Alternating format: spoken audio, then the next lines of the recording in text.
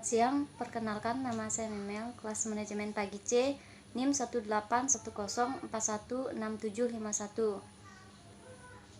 Baik, saya akan menjelaskan materi memasuki pasar luar negeri. Analisis pasar luar negeri, melakukan penilaian pasar luar negeri alternatif. Potensi pasar, menilai potensi pasar bertujuan untuk mengetahui produk suatu perusahaan terhadap pesaingnya. Tingkat persaingan, pentingnya mengetahui tingkat persaingan terhadap kompetitor bertujuan agar perusahaan mampu mengambil keputusan yang tepat, agar kebijakan yang diambil efektif dan efisien. Lingkungan hukum dan politik, pemahaman terhadap lingkungan dan politik sangat diperlukan agar bisnis yang dijalankan tidak berbenturan dengan aturan dan norma yang berlaku pada negara di mana bisnis dijalankan. Pengaruh sosiokultural, era terkaitan dengan motivasi kerja, norma dalam jam kerja dan pengajian, dan peranan serikat pekerjaan, dan yang paling penting ialah budaya yang berlaku di masyarakat negara tersebut. Mengevaluasi biaya, keuntungan, dan risiko biaya.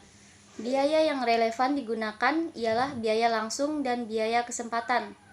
Biaya langsung ialah biaya yang dikeluarkan pada saat perusahaan masuk ke pasar luar negeri yang baru, yang meliputi biaya untuk mendirikan operasi perusahaan, membeli fasilitas tertentu, memindahkan manajer untuk menjalankannya, dan mengirimkan alat-alat dan produk dagangan. Keuntungan, semua tujuan bisnis adalah mencari keuntungan. Keuntungannya yang paling besar berasal dari penjualan dan profit dari ekspansi pasar yang dilakukan. Risiko, menganalisis risiko berarti perusahaan untuk meminimalkan hal-hal buruk yang terjadi.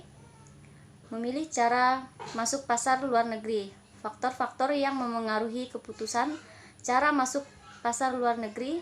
Yang pertama, keunggulan kepemilikan. Yang kedua, keunggulan lokasi. Yang ketiga, keunggulan internalisasi. Yang keempat, faktor-faktor lain.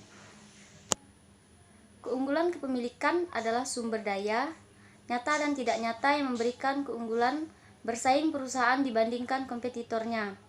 Keunggulan lokasi, faktor yang memengaruhi keinginan perusahaan untuk memproduksi di negara tujuan dibanding memproduksi di negara asal.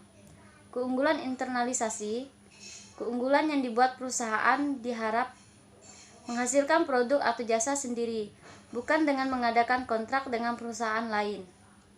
Ekspor ke luar negeri, ekspor tidak langsung, ekspor langsung, dan ekspor intrakorporat.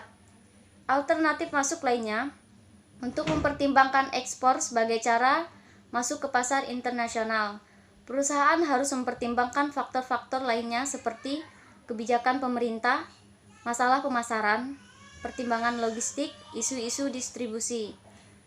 Lisensi internasional adalah kegiatan di mana perusahaan tertentu yang disebut pemilik lisensi menyewakan hak untuk memakai properti intelektual, teknologi, metode kerja, hak paten, hak cipta, nama cap maupun merek dagang ke perusahaan lain yang disebut menerima lisensi. Syarat perjanjian dalam lisensi internasional, menentukan batas perjanjian, menentukan kompensasi, menyusun hak, keistimewaan dan batasan, menentukan jangka waktu kontrak. Keuntungan dan kekurangan lisensi internasional. Keuntungan, risiko finansial relatif rendah, banyak kesempatan bagi lisensi untuk mempelajari potensi penjualan produk dan jasanya, mendapatkan kepastian bahwa produk dan jasa yang dijual telah sukses di pasar internasional dengan biaya riset dan pengembangan yang relatif rendah. Sekian dan terima kasih.